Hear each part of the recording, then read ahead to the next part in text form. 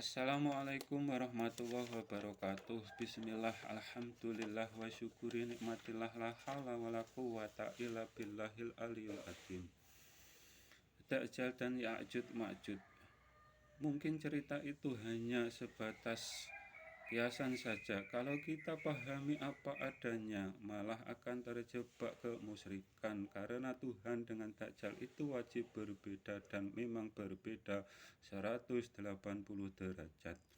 Atau bedanya bukan hanya di mata sebelah atau bermata satu saja. Karena Tuhan Maha melihat bukan berarti Tuhan mempunyai mata.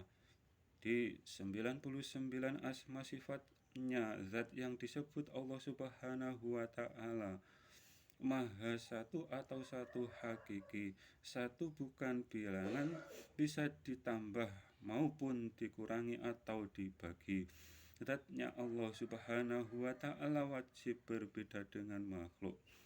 Dajjal dan Ya'juj Ma'juj diceritakan makhluk yang terakhir yang akan menghuni bumi ini, sedangkan Imam Al-Mahdi akan menegakkan tauhid yang diajarkan baginda Nabi Muhammad Sallallahu Alaihi Wasallam, atau tauhid yang sama dengan para nabi, karena semua nabi satu tauhid dan semua kenabiannya diangkat atau diutus atau utusan Tuhan.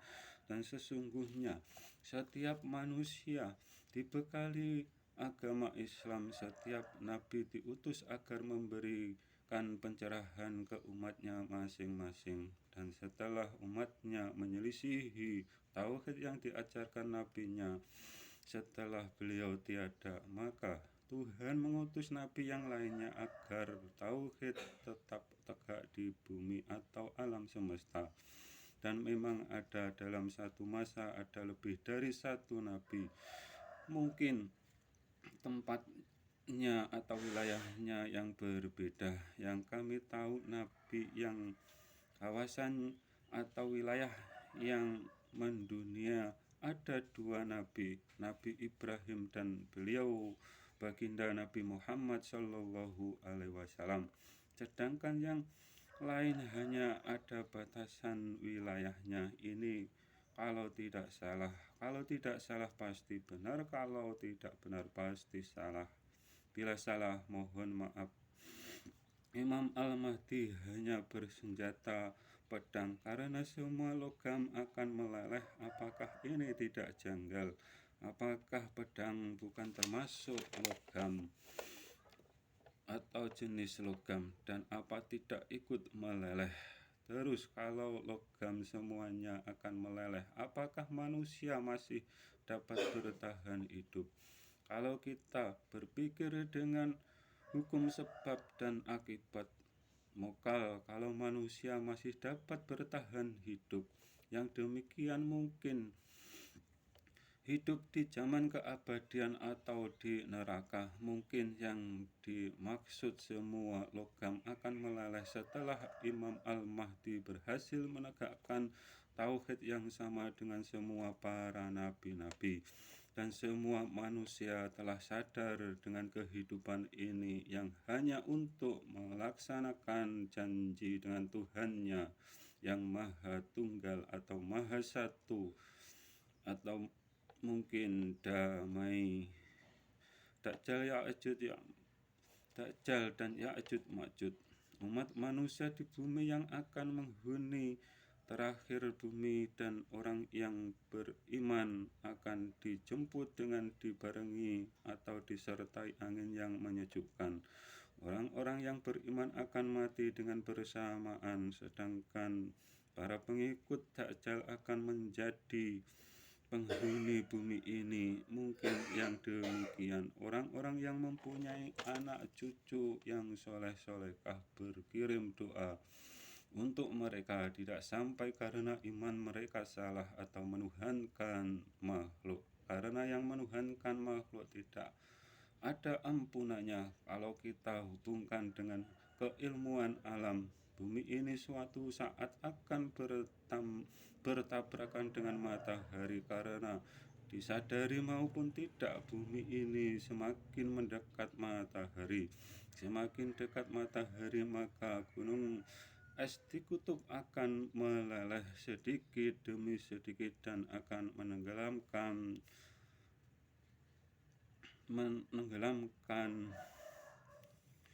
dataran yang rendah.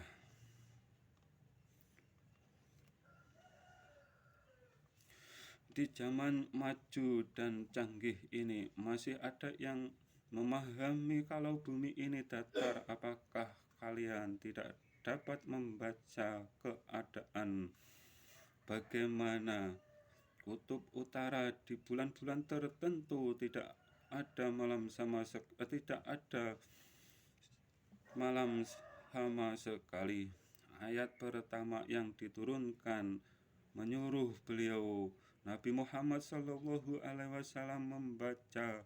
Apakah kalian kira tulisan yang disuruh membaca itu maknanya luas tidak terbatas pada huruf? Dan beliau menjawab, tidak bisa membaca dalam pengertian kalau tanpa pertolongan Tuhannya. Dan ini keilmuan dalam rohani, dan karena yang dapat memahami zatnya Tuhan hanya rohaninya yang dihidupkan atau yang mempunyai kesadaran ritual yang lurus semata-mata hanya mencari ridhonya, karena dalam ritual ada yang membelokkannya atau level bawah dan level atas. Level bawah yang digambarkan dengan berguru sama iblis yang bersifat menyesatkan umat manusia, sedangkan level atas yang disebut mendapatkan pencerahan dari malaikat.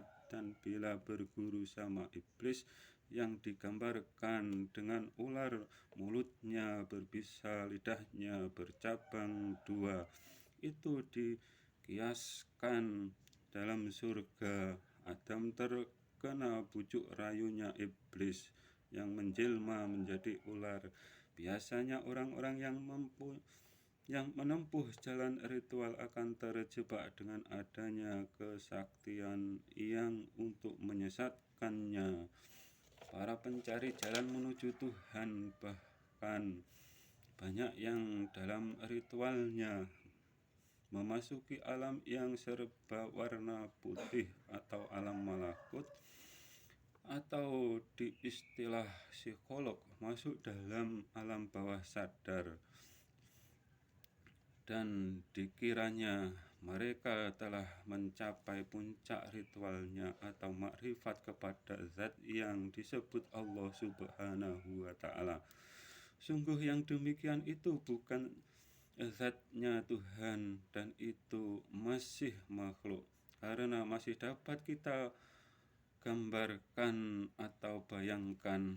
Ya'juj Ma'juj yang digambarkan di mana mereka berjalan, maka yang dilaluinya akan habis dimakan, dan sungai pun akan kering airnya habis diminumnya. Kalau dikiaskan, bisa jadi itu hanya segelintir orang yang rakus dan mempunyai pengaruh yang luas untuk menggerakkan massa atau pasukan untuk memenuhi rasa rakusnya mengeruk sumber alam yang ada, walau itu bukan wilayahnya dengan kekuasaannya dan tipu daya mungkin sangat halus sampai yang terkena yang jadi korban tidak terasa. Mungkin meminjam tangan-tangan orang lain atau antek-anteknya juga dapat diartikan para koruptor yang berjamaah atau secara pribadi, atau juga Ya'juj Ma'juj bisa diartikan para perusak lingkungan karena gila harta yang berhubungan dengan sumber alam atau pertambangan logam mulia yang menghalalkan semua cara yang seharusnya untuk negara dan untuk kemakmuran rakyatnya mereka kantongi sebagian dan yang lain untuk pemimpinnya Ya'juj Ma'juj. Negara mana yang merdeka secara keuangan? Hanya satu negara saja kan? Apakah yang negara superpower tidak mempunyai hutang?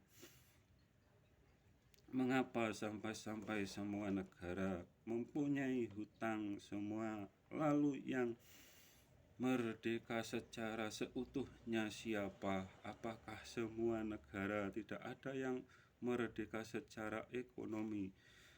Mengapa semua itu terjadi? Akibatnya ada politik memecah pohon bambu. Agar dunia tidak tentram, agama pun menjadi ladang politik. Dan mengapa yang bertauhid bermata sebelah pendanaannya sangat subur, padahal itu membuat umat Islam akan menuju kehancuran atau melakukan agama hanya akan terbalaskan api neraka kelak di akhiratnya. Kita semua sebagai rakyat sudah sengsara karena akibat banyaknya koruptor. Terus di akhirat hanya akan mendapatkan api neraka karena amal ibadah tidak satu pun yang diterima